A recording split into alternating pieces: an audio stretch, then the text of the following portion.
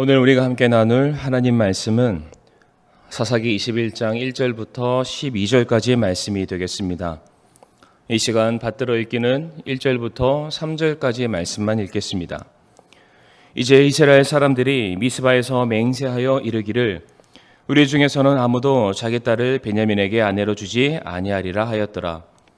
백성이 하나님의 집에 이르러 거기서 저녁 때까지 하나님 앞에 머무르며 소리를 높여 심히 슬프게 울고는 이르되 오 주 이스라엘의 하나님이여 어찌하여 이스라엘 안에서 이 일 곧 오늘 이스라엘 안에서 한 지파가 없어지는 일이 생기게 되었나이까 하였더라. 아멘. 오늘 말씀을 위해서 이 시간 함께 기도하겠습니다. 사랑과 은혜가 많으신 하나님 아버지, 또 저희들을 구원하여 주신 하나님의 크고 놀라우신 은혜에 이 시간 감사를 드리옵니다. 이 시간 우리 사랑하는 성도님들, 하나님의 백성들이 또 이 예배의 자리에 서게 되었습니다. 우리가 말씀을 통해서 더욱더 구별되어지게 아버지 도와주옵시고, 우리가 말씀을 통하여서 우리들의 신앙과 삶의 뿌리를 더욱더 우리가 믿음에 굳게 세울 수 있는 복된 이 시간이 되기를 간절히 소원합니다. 우리 성령 하나님께서 우리와 함께하여 주옵시고 깨닫게 하여 주옵시고 확신을 허락하여 주시옵소서. 예배의 시간을 온전히 주님의 손에 의탁드려올 때에 모든 말씀 살아계신 예수님의 이름으로 기도를 드리옵니다. 아멘.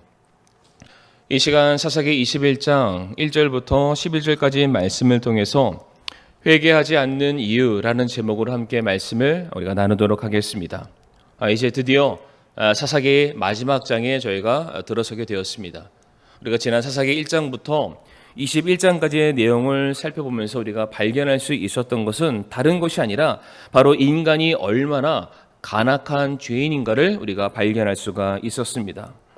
이 죄악 많은 세상에서 구별되려 하기보다는 오히려 세상과 타협하고 손을 잡으려는 모습을 발견할 수 있었고, 하나님께서 우리에게 베풀어 주시는 구원의 은혜와 긍휼히 여겨주심에 대해서 감사를 표현하기보다는 마치 깨끗하게 씻은 돼지가 다시금 그 진창을 향해서 달려나아가듯이 반복적으로 똑같은 죄를 짓는 그 무지함을 우리가 또한 발견할 수 있었습니다.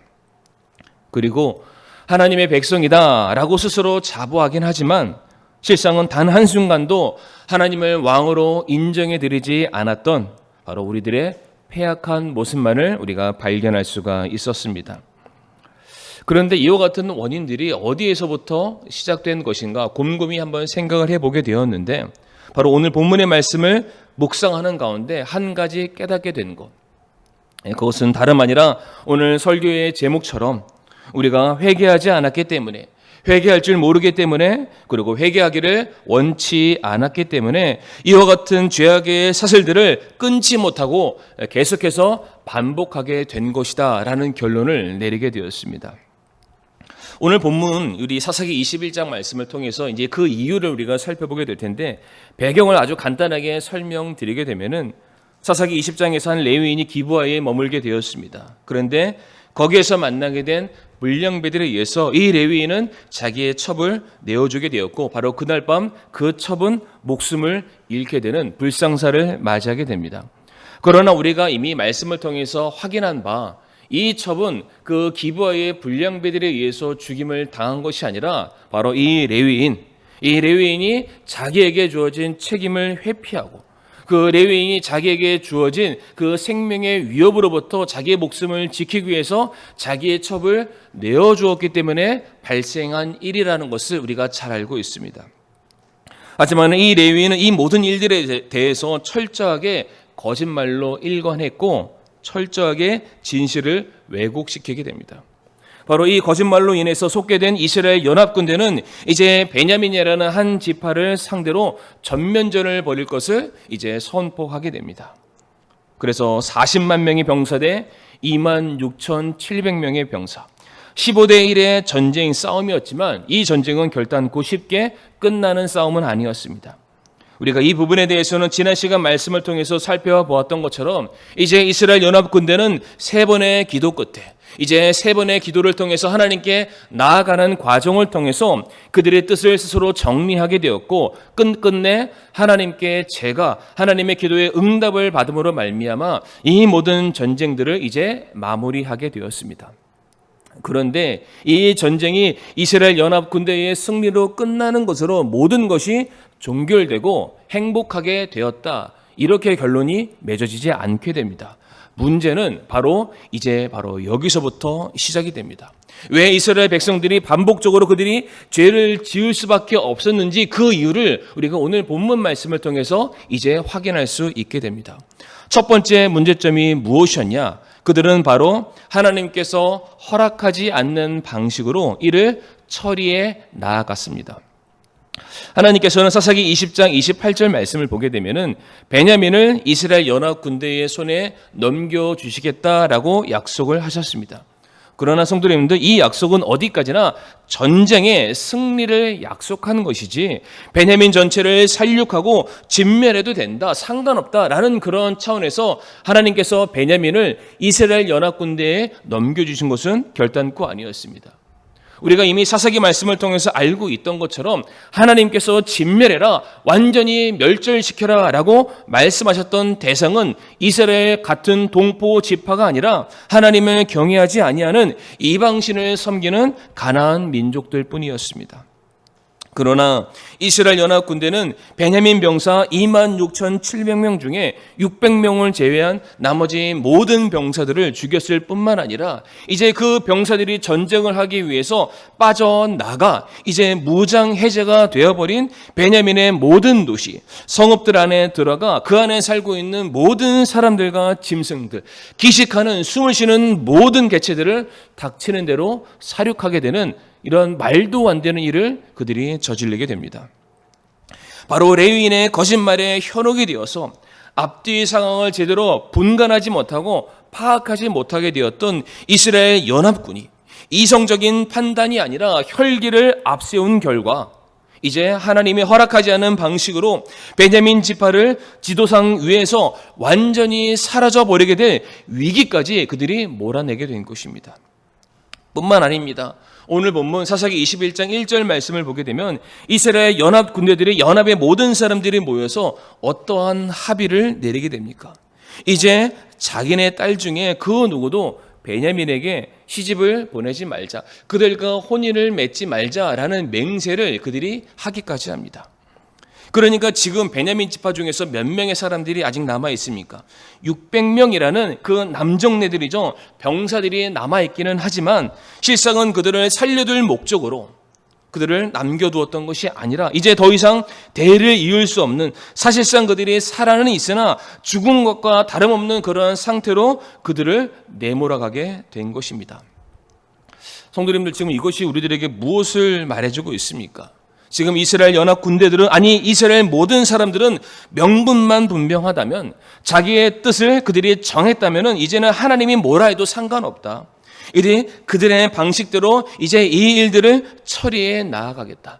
그것이 하나님께서 보시기에 옳던 옳지 않던 그들이 뜻을 정했고 그들이 그렇게 하기로 합의를 했기 때문에 이제 그 모든 것들은 하나님의 판단 기준에는 전혀 상관없습니다. 그게 죄인지 죄가 아닌지 중요한 것이 아니라 그들이 뜻을 정했기 때문에 이제 자기들의 주관대로 이 일들을 처리해 나아가겠다는 잘못된 기준과 잘못된 판단을 그들이 가지고 있음을 우리가 말씀을 통해서 확인할 수가 있습니다. 그리고 두 번째 문제점을 우리가 어디에서 발견할 수 있습니까? 지금 이 이스라엘 백성들, 이스라엘 연합 군대들은 결단코 이 일들에 대해서 자신들의 잘못을 단 한순간도 인정하려 하지 않는다는 것입니다. 오늘 본문 3절 말씀 보게 되면 이제 베냐민에게 일어난 이 모든 일들에 대해서 이제 이스라엘 모든 회중들이죠, 나머지 모든 백성들 역시 이 소식을 전해 듣게 됩니다. 그러자 그 모든 사람들이 오늘 이 3절 말씀에서 하는 말이 무엇입니까? 하나님은 어찌하여 이와 같은 일들이 일어나게 되었습니까? 라는 그 원망 어린 말을 우리가 확인해 볼 수가 있습니다. 3절 말씀을 제가 다시 한번 읽어보게 되면, 이르되 오 주 이스라엘의 하나님이여, 어찌하여 이스라엘 안에서 이 일, 곧 오늘 이스라엘 안에서 한 지파가 없어지는 일이 생기게 되었나이까 하였더라. 지금 누구에게 책임을 전가하고 있습니까? 지금 이 모든 일들에 대해서 누가 이 일들을 발생하게 된 원인이다라고 말하고 있습니까? 지금 하나님께 책임을 전가하고 있고 이 모든 일들을 발생케 하고 이 모든 일들의 결과를 맞이하게 하신 분이 마치 하나님인 것처럼, 하나님이 죄인인 것처럼 지금 이스라엘 백성들이 몰아가고 있는 상황을 우리가 발견할 수 있습니다. 물론 하나님은 이스라엘 연합군대에게 승리를 허락하셨고 베냐민을 심판하시겠다라고 말씀을 하셨습니다. 하지만은 이스라엘 연합군대는 하나님께서 허락하신 그 승리에서 그들은 멈춰서지 않았습니다. 승리 이후에도 그들이 만족하지 아니하고 그들의 분을 그치지 못한 상태에 베냐민의 모든 사람들을 다 처단하고 진멸하고 멸살하며 이제 성읍 안에 살고 있는 죄 없는 모든 사람들까지도 다 죽이는 그러한 악행들을 그들이 자행하게 되었습니다. 뿐만 아니라 아까 살펴봤던 1절 말씀을 보게 되면 이제 베냐민과는 그 누구도 혼인을 해서 안 된다는 그러한 맹세까지도 그들이 만들어내게 되었습니다. 사랑하는 성도님들, 지금 이와 같은 모든 상황들을 지금 누가 주도해 나가고 있습니까? 하나님이십니까? 아닙니다. 이스라엘이 한 일입니다. 하나님이 명하신 일도 아니고 하나님께서 그들을 위해서 대신해서 행한 일은 결단코 아니라는 것입니다. 그저 이스라엘의 죄악된 본성, 그 육신의 분노에 따라서 발생하게 된 일일 뿐입니다. 그런데 지금 이 모든 일들에 대해서 이스라엘은 지금 하나님을 원망하고 있고 이 모든 일들에 대한 책임을 지금 하나님께 그들이 전가하려 하고 있습니다. 왜 그렇습니까? 자기네들이 한 일이 아니라는 것입니다. 자기네들은 하나님께 뜻을 구했고 하나님의 말씀에 순종했을 뿐이지 그렇기 때문에 이 모든 일들에 대한 결과는 하나님의 것이다. 하나님이 주도하신 것이고 그렇기 때문에 이 모든 일들에 대한 책임은 우리가 지고 우리가 이것을 덤탱이 쓸 것이 아니라 이제 하나님이 책임지셔야 됩니다. 하나님의 탓입니다. 라는 이러한 간악한 모습을 이스라엘 백성들이 보이고 있다는 사실입니다. 성도님들, 저는 이 본문 말씀을 묵상하면서 갑자기 그 창세기 2장과 3장에 나타나는 그 에덴 동산의 아담과 하와의 그 선악과 사건이 떠오르게 되었습니다. 그 아담과 하와가 하나님께서 먹지 말라고 하셨던 그 선악을 알게 하는 그 열매 과실을 먹자 하나님께서 드디어 이제 그들 앞에 나타나시게 됩니다. 그래서 먼저 아담에게 나타나서 내가 너에게 먹지 말라 했던 그 나무에서 나는 것을 네가 먹었느냐라고 묻게 되었을 때에 그때 아담이 하나님께 무엇이라고 답하게 됩니까? 창세기 3장 12절 말씀 보게 되면 남자가 이르되 아담이 말하되 하나님께서 나와 함께 있으라고 주신 여자 곧 그녀가 그 나무에서 나는 것을 내게 주므로 내가 먹었나이다 라고 대답을 하게 됩니다. 지금 아담이 뭐라고 말합니까? 하나님, 제가 먹고 싶어서 먹었던 것이 아니라 제가 하와 때문에 먹게 되었습니다. 그런데 하나님, 그 하와는 다름 아니라 하나님께서 저를 위해서 주신 여자가 아니겠습니까? 이 말은 그 여자만 없었다면 하와만 없었다면 하나님, 제가 결단코 죄를 지을 일이 없었습니다. 그 하와 탓이고 그 하와를 내게 허락하신 하나님이 이 죄에 대한 원인이 될 수도 있습니다. 라는 이 잘못을 지금 하나님께 탓하고 있는 아담의 모습을 우리가 발견할 수 있습니다. 그러자 이번에 하나님께서 하와에게 찾아가서 똑같이 묻게 되었을 때에 하와 역시 무엇이라고 답하게 됩니까? 창세기 3장 13절 말씀 보게 되면 뱀이 나를 속임으로 내가 먹었나이다 라고 말하고 있습니다. 지금 뱀이 있었기 때문에, 뱀을 만드신 하나님 때문에 내가 죄를 지었을 뿐이지 만약 하나님께서 그 뱀을 만들지 아니하셨다면, 아니 하나님께서 저 선악과라는 그러한 어떠한 도구를 만들지만 않으셨어도 나는 결단코 죄를 지을 그 마음이 내 마음속에 조금도 없었습니다. 하나님, 이 모든 일들에 대한 원인은 제게 있지 않습니다.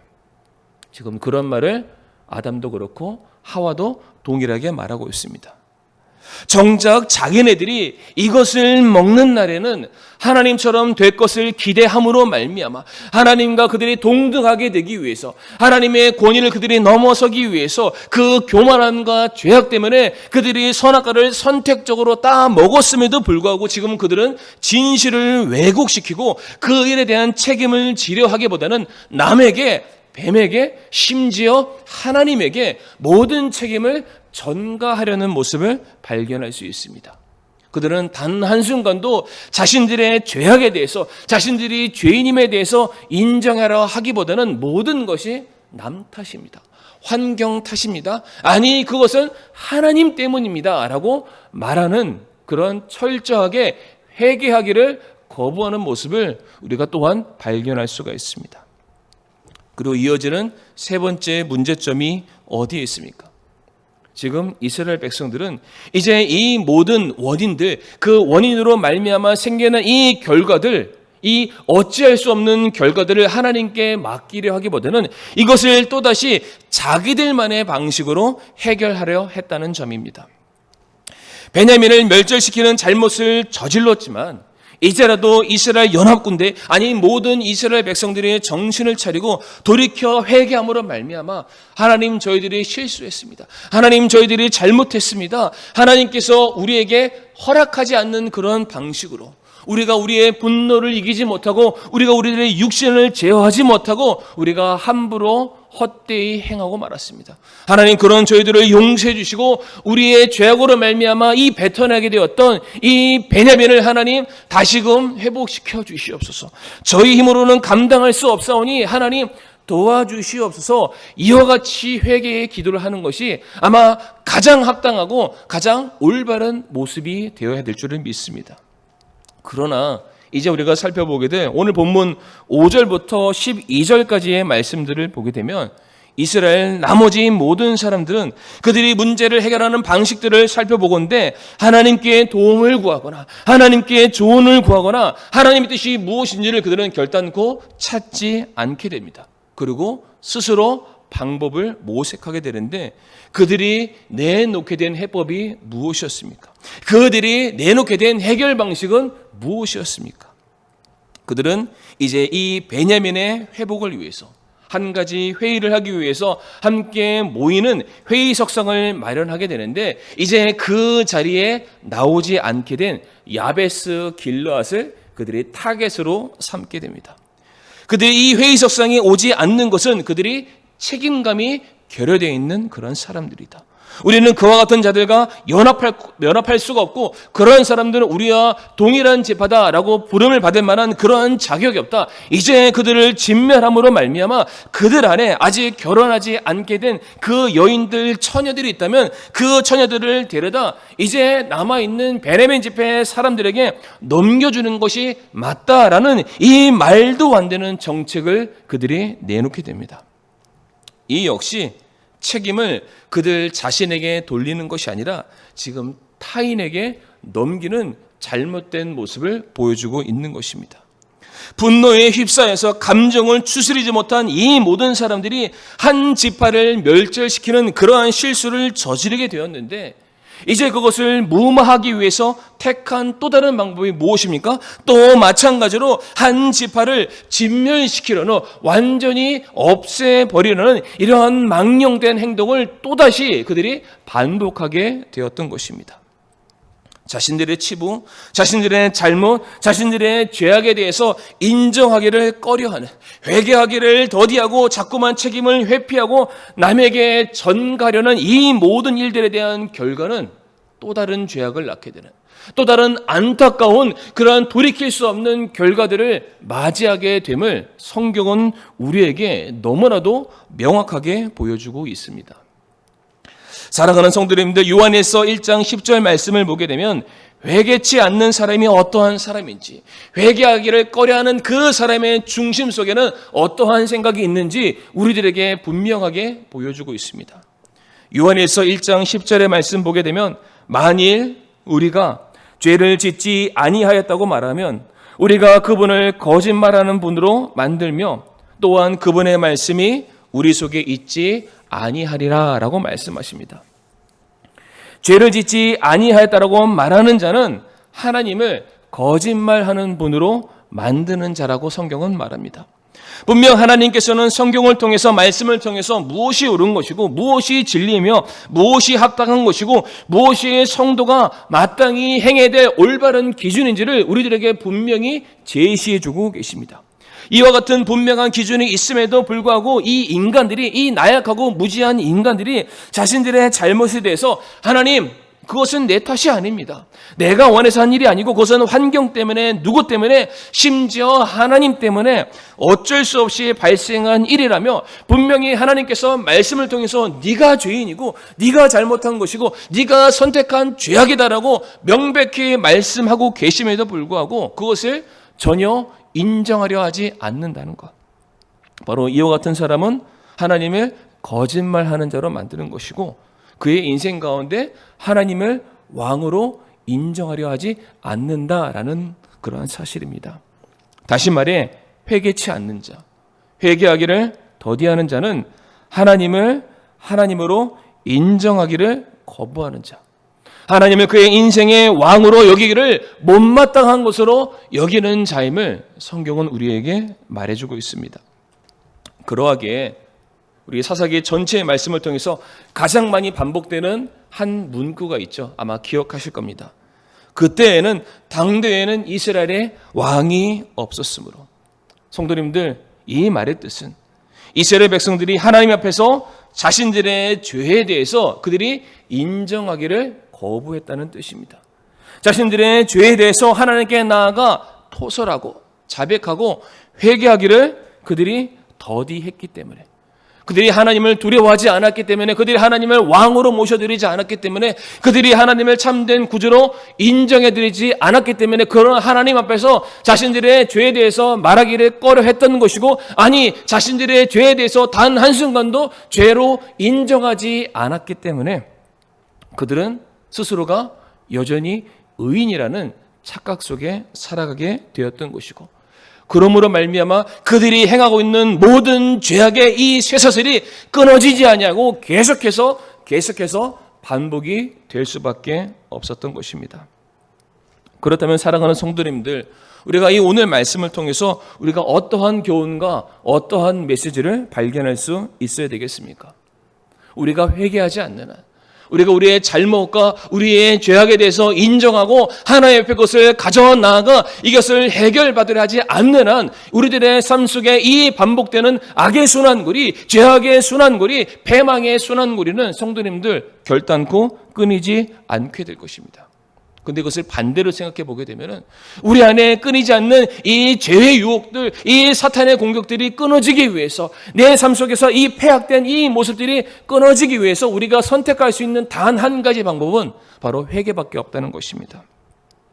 같은 말씀이죠. 요한일서 1장 9절 말씀, 요한일서 1장 10절 말씀에서는 회개하지 않는 자의 모습을 말하고 있다면 바로 그 앞에 있는 요한일서 1장 9절 말씀에 회개하는 자에게 임하는 은혜가 무엇인지를 우리에게 말씀해 주고 있습니다. 요한일서 1장 9절 말씀 보게 되면 만일 우리가 우리의 죄들을 자백하면 그분께서는 신실하시고 의로우사 우리의 죄들을 용서하시며 모든 불의에서 우리를 깨끗게 하시느니라. 사랑하는 성도님들, 하나님께서는 저와 성도님들의 연약함을 인정하고 계십니다. 우리의 완전하지 못함을 이미 하나님께서는 다 아시고 계십니다. 그러하기에 우리가 죄를 지을 수 있다는 사실을 알고 우리가 죄악 가운데 넘어지고 그 유혹에 날마다 우리가 실패하고 우리가 실수하는 그 연약함을 하나님께서도 아시고 계시기에 우리가 다시 돌아올 수 있도록, 우리의 연약함을 다시금 회복할 수 있도록, 우리의 잘못을 고쳐 나아갈 수 있는 기회를 우리에게 허락해 주고 계십니다. 그래서 우리로 하여금 무엇이라고 말씀하십니까? 너희가 너희의 죄들을 자백하기만 한다면, 우리가 우리들의 죄의 문제에 대해서 하나님께 내어놓고 우리가 회개하기만 한다면 하나님께서는 이제 모든 것들을 회복시켜 주시겠다라고 약속하고 계십니다. 하나님께서는 신실하시고 의로우시기 때문에 우리가 모든 죄들에 대해서 하나님께 예수 그리스도의 우리가 긍휼과 그 십자가의 보혈을 의지해서 나아가기만 한다면 하나님께서는 그 예수 그리스도로 말미암아 우리의 모든 죄를 용서해 주시고 이제는 모든 불의에서 우리를 깨끗하게 하시며 이제 우리가 우리의 힘으로 돌이킬 수 없는 모든 상황들 가운데 다시금 회복할 수 있는 은혜를 우리들에게 약속하고 계신다는 사실입니다. 성도님들, 그러한 차원에서 우리가 성경의 많은 인물들 중에서 우리가 다윗을 이 시간 잠시 생각해 보길 원하는데, 하나님께서 그 다윗을 자기의 마음에 합한 자다라고 말씀을 하셨는데, 저는 그 이유가 다른 것이 아니라 바로 다윗이 그의 인생 가운데 하나님 앞에 회개할 때에 전심을 다해서 회개하는 자였기 때문이다라고 말씀을 드리고 싶습니다. 다윗의 경우에는 그가 힘들고 어려운 상황들을 맞이하게 되었을 때 그는 결단코 다른 사람을 탓하거나 환경을 탓하기 전에 자신의 죄 때문에 이와 같은 문제들이 야기된 것은 아닌가, 이제 자신을 돌아보고 철저하게 하나님 앞에 회개를 할 줄 아는 그런 사람이었습니다. 특별히 시편 51편의 말씀을 보게 되면 다윗이 밧세바를 범한 그 일로 말미암아 하나님 앞에 정말로 낮고 낮은 자세로 회개하는 다윗의 그 신앙의 고백을 우리가 살펴볼 수 있습니다. 특별히 3절 말씀, 시편 51편 3절 말씀을 보게 되면 내가 내 범법들을 시인하오니 내 죄가 항상 내 앞에 있나이다 라고 고백합니다. 다윗은 고백하기를, 하나님, 내가 지은 죄에 대해서 제가 자백하기를 원합니다.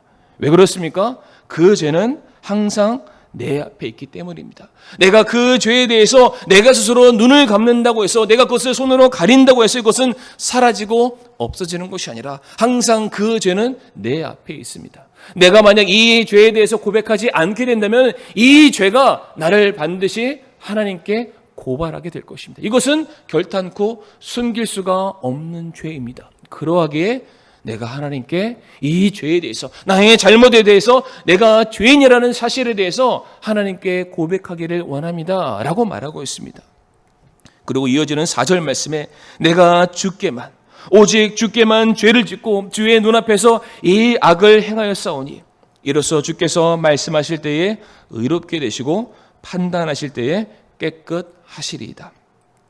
내가 다른 사람들은 속일 수 있고 내가 세상의 모든 사람들은 다 속일 수 있을지는 모르겠지만 어디에나 계시고 모든 것을 아시고 모든 옳고 그름의 기준이 되시는 하나님만은 내가 결단코 속일 수 없습니다.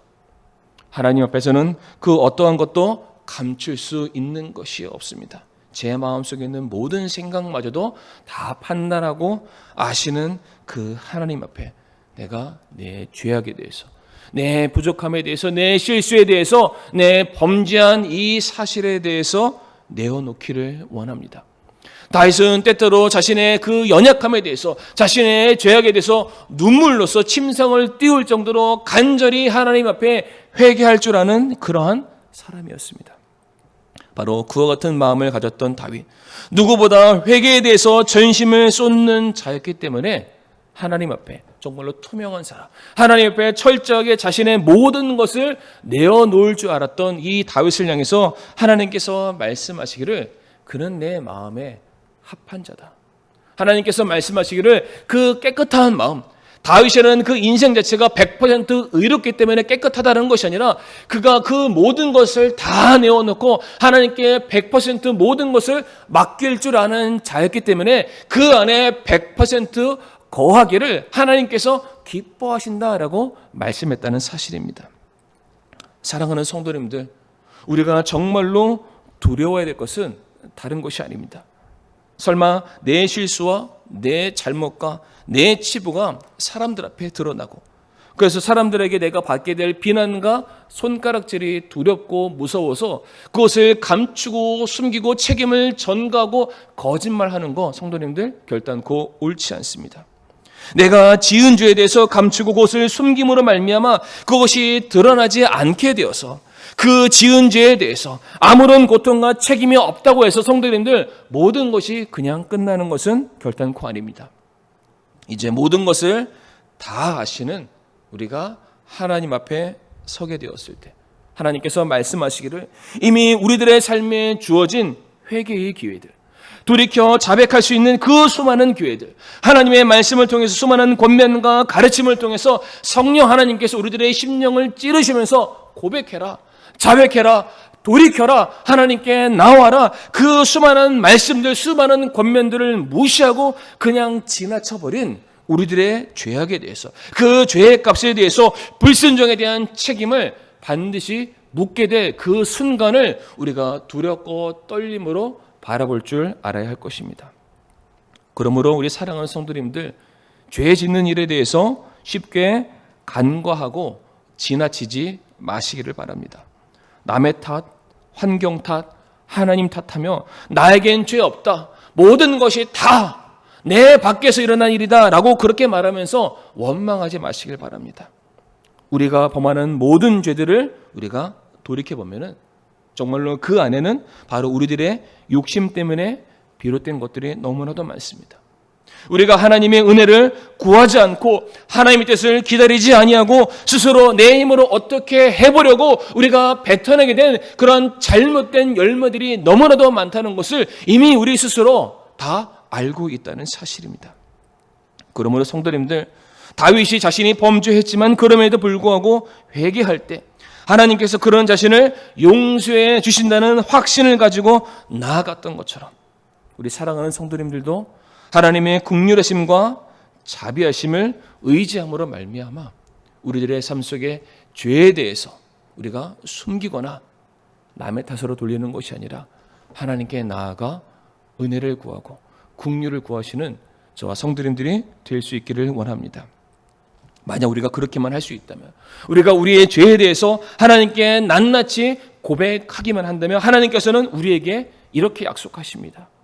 요한일서 1장 9절 말씀 다시 읽게 되면은 만일 우리가 우리의 죄들을 자백하면 그분께서는 신실하시고 의로우사 우리의 죄들을 용서하시며 모든 불의에서 우리를 깨끗하게 하시느니라. 사랑하는 성도님들, 회개하기를 주저하지 마시길 바랍니다. 회개함을 통해서 고쳐주시는 은혜, 회개를 통해서 우리에게 주시는 다시 일으켜주시는 그 새로운 은혜를 더욱더 소망할 수 있는 저와 성도님들이 될 수 있기를 간절히 바라며, 그렇게 하나님께서 우리에게 주시는 이 놀라운 용서의 은혜를 날마다 붙들며 나아갈 수 있는 저와 성도님들이 될 수 있기를 원합니다. 그래서 이 시간 시편 51편 7절부터 10절까지 말씀을 읽고 오늘의 말씀을 마무리하겠습니다. 시편 51편 7절부터 10절까지 말씀. 우슬초로 나를 정결하게 하소서. 내가 깨끗하게 되리이다. 나를 씻기소서. 내가 눈보다 더 희게 되리이다.